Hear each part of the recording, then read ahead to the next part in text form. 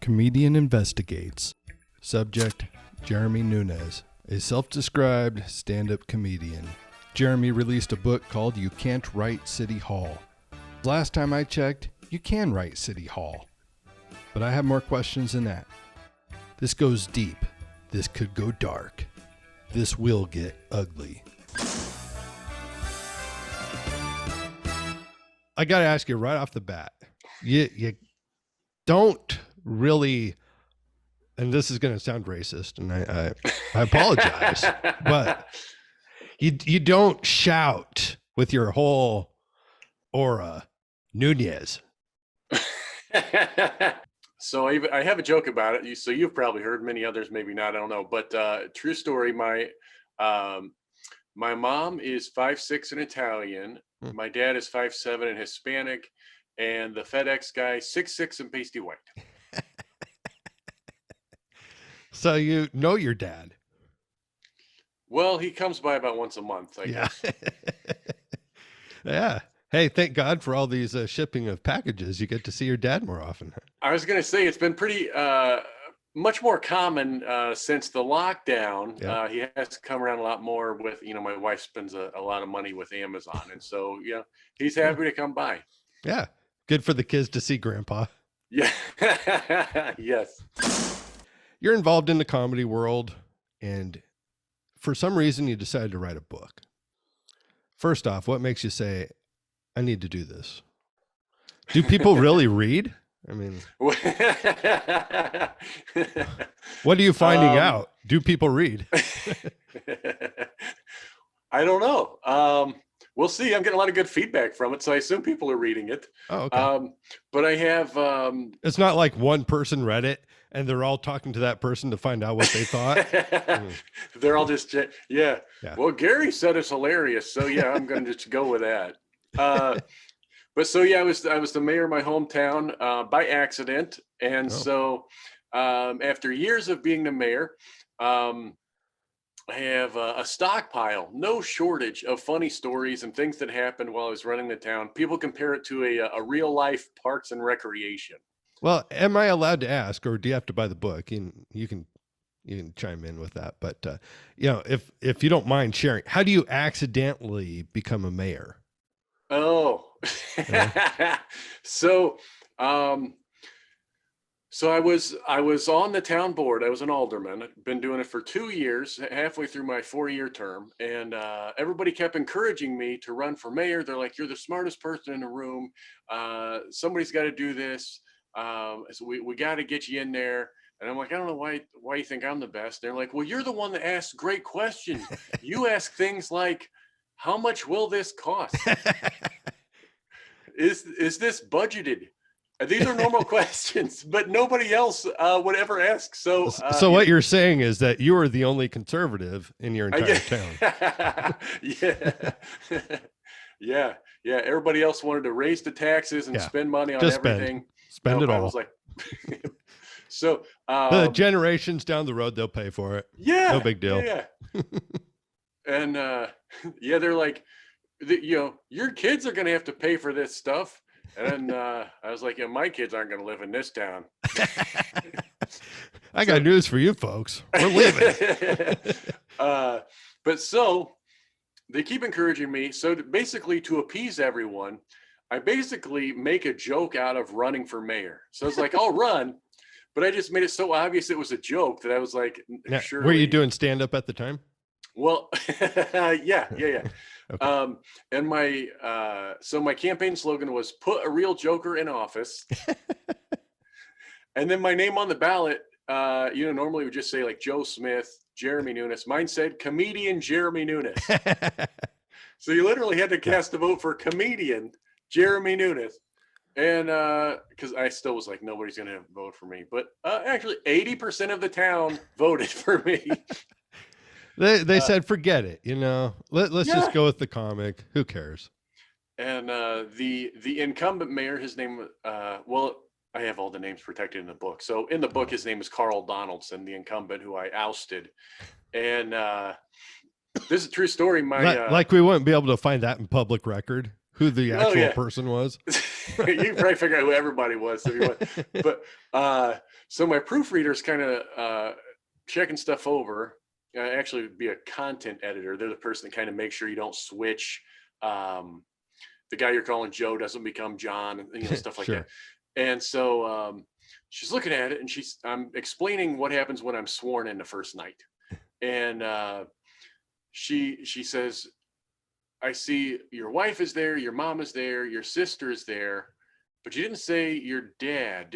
She's like, so we need to clarify, like, is your dad still alive? Does he live in a town? And I was like, oh, my dad wasn't there because he voted for Carl Donaldson.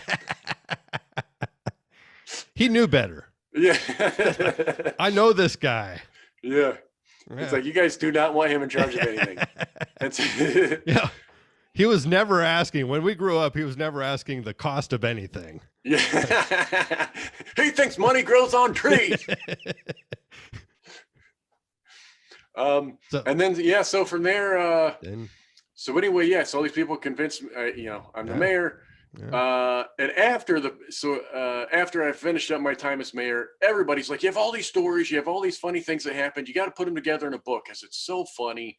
And again, like I said, real life parks and recreation. And I'm like, I don't have time to do that. When am I going to do it? And so I wanted to, I just never had time. Then the pandemic happens. And then of course I got all the time in the world because all my shows are canceled, so that's when I took the time to write it. I mean, what else was I going to do? Spend time with my family? Oh, yeah. Especially with your dad. Oh. Yeah. How's that supposed to go? So did your dad read the book? Has he read the book? I don't know. I gave him a copy for his birthday. Okay. And, did you send it through Amazon? I'm going to have the other dad deliver it to the dad. That sounds like a real life Jerry Springer episode. Throwing lawn chairs at each other. Yeah. No, so he has a copy. I know some people, some elected officials of the town have read it. I know, one of the ladies who is it controversial in your town? I don't think I'm welcome back into town. But that was before the book. Yeah. So, one of the older ladies, I mean, I didn't make her look bad. I didn't make her look good either. But okay. She said, she's like, yeah, I read the book. I had to get a copy. I thought it was very funny. Even the parts where you made fun of me. Yeah. Well, that's nice. Yeah. So she can take a joke. Yeah. And then I have, one of the town employees, he read it and, sent me a couple messages how he thought it was fantastic and hilarious. And so he could relate to it. Oh yeah. Yeah. Now I went through your Twitter as any good reporter would. Oh my. Yes. Well, you might not be laughing here in a second. I bet. Yeah. Let's take a peek here. October 19th, 2020. Okay. Office Complaint Monday. Everyone is concerned about getting COVID, but no one seems to care that for years we've been cooking our lunch in a microwave with level 4 biohazard growth. Hashtag worst job ever. Yeah. Now, what I gathered, Jeremy, is that you believe that the microwave was actually built in a Wuhan lab. The best part of this is I got 2 likes with my Twitter following. If you see there at Jeremy Nunes, it's not the best. I tend to get way more response on Facebook. Yeah, we're going to get to that actually. Oh, okay. Yeah. Actually, we can just pop over there and look right now. So I caught this in here, and I want to share this with you, and you give your thoughts. Okay. 6 foot. You're like those guys that get paid by the politicians to dig up dirt on people like that. Well, it doesn't take much here. So it says 6'7" comedian. Is that true? Well, it was. I've started to shrink a bit. I'm about 6'6.5" now. Okay. That's about okay. Because when I go to your website, it mentions a 6'6" comedian. This is inconsistent. Yes. So what's the lie, Jeremy? I probably should put a 6'7" there instead of 6'6", I think. Though in jokes, I say 6'6" because it seems to be funnier for some reason. Yeah. Maybe 6'7's intimidating.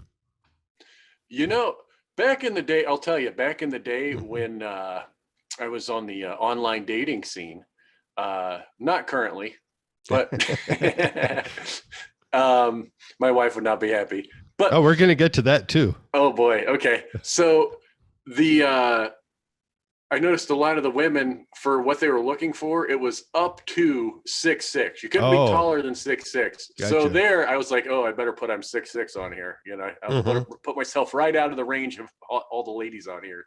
Yeah. You didn't want to scare them too much. Right. And were you dating when you were mayor? No, I was married at the time. Okay. Yeah. I got elected mayor. I got elected mayor 3 days before I got married. Wow. It was quite that's the a week. lot going on there. You talk about a life change. Sheesh. Yeah. Wow. My wife was like, so we knew the election was going to be that week. My wife was going, you're either going to be really angry or really happy on the wedding day. And I was like, well, regardless of the outcome of the election, I'm not going to be happy on our wedding day. Yeah. Well, that's awesome. That's great. And she's still with you. I mean, that's that's Can you believe it? Yeah. No, I don't believe it, but I have no choice. But speaking of your wife, let's take a look at this. All right. So this is Sandra Nunes. I assume that's your wife. Yes. This tweet dated July 17th, 2010. My first tweet, something I thought would never happen. Would you like to expand on that, Jeremy? I guess she's saying she thought she would never join Twitter, I guess. I don't know. And then the very next tweet. 3 years later. 3 years later, almost to the day. This is my new husband and I on our Alaska honeymoon. Please send us somewhere warm, like nights. Oh, so that I can clarify. So who she's tagging there is the local radio station. I remember they were they're doing like a newlywed contest. Okay. And you'd win a vacation to the local water park, which is nice. Okay. But you were mayor, so you could just take over, really. Yeah. I mean, we could claim some eminent domain on this. Now, what else stood out to me is this is my new husband.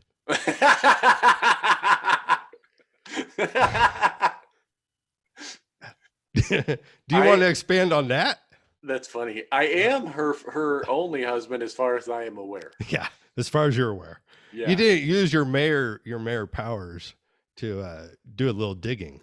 Dig some dirt up on her? No. Well, you're not looking for dirt. You're just making sure that what you've been told is the truth. You're the only husband. At least as far as I know. Okay. This podcast has opened my eyes to a lot of things, though. Yeah, you're learning. You're growing. One more here. This kind of piqued my interest. Oh, boy. Yeah. Small town complaint. This is March 18th, 2020. So about a year ago. Okay. The town just closed down the basketball courts due to coronavirus. When am I supposed to work on my jumper? Hashtag time to move. Now, no likes on that one, by the way. Can you explain what a jumper is? Your jump shot, man. And why would you need to work on it? Why would you need to work on it? I assume that someone who is 6'6" or 6'7", depending on which website you look at, would be able to at least get close to the rim. Can't you dunk? If you think about this, so 6'6", and with my reach, what do you think my hand is? Maybe about 7.5 feet in the air is my hand with the ball. Okay. Well, the rim is 10 feet. Sure. So I got to get up 2.5 feet to match the rim, plus another roughly 6 inches to get the ball over. So you're talking about roughly a 3-foot vertical here. All I hear are excuses. Jeez. I got these old man knees now, man. I've been standing on them telling jokes for too long. How old are you? I am, what am I, 38? Yeah. You're not that old. You should be able to. 38 next week. What if we get you a step stool? We'll just get you a step stool and you can. I surely could dunk then, but it would probably hurt pretty bad when I landed on the pavement. Oh, there goes the knee. But I could sue the town. I know how this stuff works. They'll just settle it. They don't want to pursue anything. And I found it ironic that you hashtag time to move. Just go. That's what. How would you have handled the coronavirus situation had you been mayor at the time? That's interesting. Some towns shut down the playgrounds and such altogether. Yeah. Which I felt is a crime. Yeah. Personally. I don't know if I would have done that. I probably would have left them open and maybe put some signage up that said, something like you're playing at your own risk and you understand that you may, contact the coronavirus or something, so nobody could come back later. Which minus coronavirus, you're playing at your own risk anyway. Right. I mean, especially, in the middle of July, you got the 20-foot steel slide. I mean, that's going to burn your skin anyway. I mean, that's, you know what I'm talking about? Yeah, I do. Okay. But you get that was way too graphic for this show, Jeremy. Burn your skin, too graphic. Okay. But yeah, you got the metal slide. Everybody's always complaining about the steel slide or so. But yeah, I probably would have just let that be. And then as far as businesses, in my town, all they had was the bar. So they had to follow the governor's mandate of carry out only. Wow. But if they were open, I would have looked the other way, for a bribe, of course. Well, yeah. It's like a prohibition. Right. Yeah. You guys would have been cranking it out. All of a sudden, you have all these multimillionaires in your little town. Nobody knows. How's that going on? Right. And then Dillinger shows up. John Dillinger. So, and speaking of, are you familiar with the Speakeasy comedy tour I did, as folks are calling it? Yeah. No, I'm not. Okay, so I think my last live show was maybe the first week of March 2020, and everything shuts down. Right at the time of that tweet. Right. So then everybody says, we're going to shut it down. It's going to take 2 weeks, and then everybody just get back to normal. Well, of course, 2 weeks turned into a year now. And so we followed all the rules until about mid-May, and then everybody was starting to think, something ain't right here. It's not all adding up. Yep. And so what I did, I kind of partnered up with the small town bars in multiple states that kind of had a connection to whatever, sort of, small town, sort of Republican area. Basically worked out a door deal with these small town bars, said, hey, if you want to put people in the bar, we'll do a show. I'll take the door and you get a room full of people drinking all night. And then those folk, the bars were hurting too. They needed money just like us performers did. Sure. So partnered up. Heck, I think I did probably 12 shows over 3 months from May, June, and July. Oh, that's great. And then August, it started to come back until maybe September, if you remember. So everything was starting to get back to normal, and then kind of fell back a bit. But we called it the Speakeasy Comedy Tour. Oh, that's great. And I'm surprised you didn't pull that one out. The graphic is on my Facebook somewhere. I Survived Speakeasy Comedy Tour 2020. Oh, nice. Yeah, sorry I missed that one, Jeremy. I was busy digging on Twitter. What's funny as we say this, I did an interview with is it the Epic Times or the Epoch Times? I think it's Epic. I did an interview with them talking about the book, and so I brought up the same exact Speakeasy Tour thing that we just talked about. And then they called me before it published, and they're like, our editor doesn't think it's a good idea for you to make it known to the public that you did these. Oh, really? They're like, yeah, we think the PC police would come after you. Oh, what? So they didn't put that in the story. So we're breaking news. Actually, Doc Kennedy. Yeah, so let's look at your quote on your website here from the Epic Times. Called it ... tremendous. Wow. Yeah. So what was everything before that? There's something like, this book should be called Anything But. Yeah. So they did read it. No, it was I don't know, if you see sort of like that Midwest Book Review quote there, and theirs was like a 4-line sentence. I had to cut it off on the back end. similarly, the Epic Times one, it was pretty long on the front, and I was like, I know he's going to read it. I'm just going to put tremendous. Leave it to a book review to have way too long of a punch there, just get to the point, Yeah. I always have to tell my wife, because she's a writer. I'm like, okay. She was working on a letter earlier today, and I'm thinking, how about you write it and I'll edit it, and we'll just we'll get that 3 pages down to 1 paragraph. There you go. That's what marriage is all about. That's right, man. You gotta take the control. As I say, she can have the decisions. I get final say, though. Really? I have the veto power. That's what she tells you? Oh yeah. Now, does that work with her other husband? Yeah. I don't know. Yeah. Well, so if you were the new one, I only, my thought was there's probably going to be a next one. That's a good point. So if you ever go missing, right, and the running joke here, she'll say, maybe I should just take off, and I'll say, we'll take the kids. Well, you keep hashtagging, moving or whatever, maybe she's taking you way serious. Or this is a great idea. It could be. It could be. So you also have a podcast going on with Lee Hardin. Yeah. Why Lee?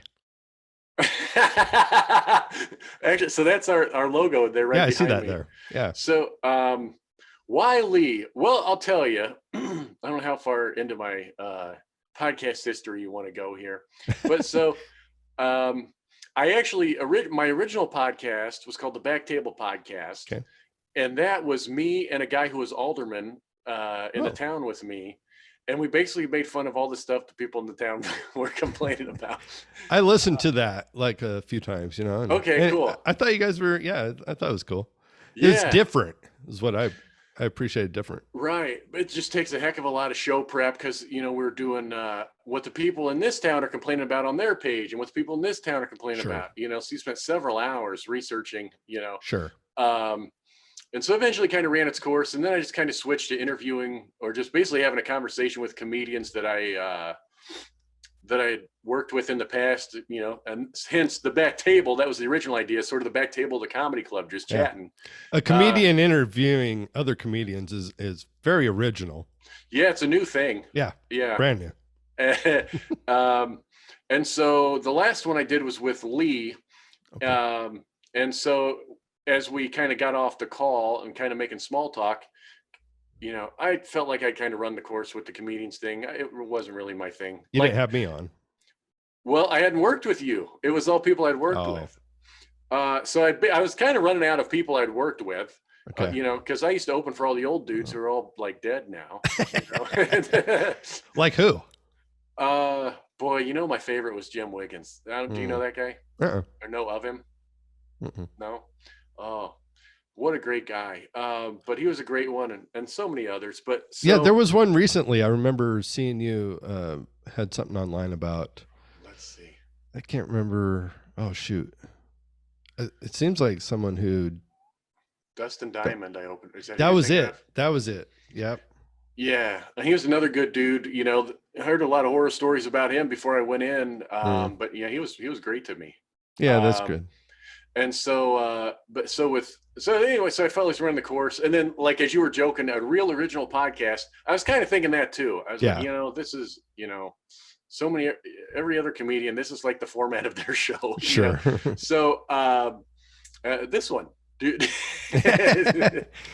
Well, we're going to have more than comics on this show. Gotcha. Okay. Yeah. And so, but he and I were talking. There was at the time a brand new wrestling promotion called AEW, All Elite Wrestling. Okay. And their main show is called Dynamite. Oh. And so we're fans of it. And I was like, I kept talking to my wife. Well, she was like, well, if your podcast should be something that you like, you enjoy anyway. What do you talk about? And I was like, pretty much nothing but wrestling, and got talking with Lee, and I knew he was a wrestling fan. I didn't know he was really into AEW like I was, and he was looking for a podcast and wanted to get in with somebody else do the same. And so, it was born. Wow. Yeah, if I had music going right now, it'd be some love theme, Yeah. It just came together. And and here you guys are.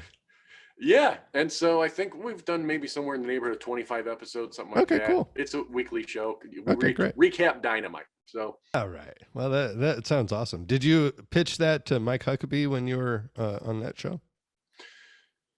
Oh, did I ask if he wanted to be on the podcast? Yeah. No, I didn't. And actually, I don't even plug it a whole lot, just because it's such a niche audience. It's it has to be people that enjoy watching this specific show. Yeah. And I didn't give them an intro. And as I was standing there, I was like, oh, I forgot to give him an intro. What's he going to say? And he's reading off. He hosts the Dynamite Drop-In podcast. That's great. All right, my friend. Well, hey, go buy this book, people. Buy the book. Jeremy needs your help. Buy this thing. Share it with people. It's not available on audio yet, but you're working on that. And check out the Dry Bar. Check out the podcast with Lee Harden. And does that sound about right? And the Amazon. But, right. So I get something like $1 every time somebody downloads that. Oh, so cool. If the viewers and listeners here could just sit at home and hit refresh numerous times. Yeah, that's actually too much work for me, Jeremy. I'm going to pass. I'd honestly rather just send you a $10 bill and call it good. Oh, well, yeah, that'd be great. That'll work too. Yeah, and $10 happens to be what I get per book sale. So I'd much rather sell a book than a download of a show. But hey, to each their own. It's all good, my friend. Well, thanks so much for taking the time. This has been interesting. It's been a show.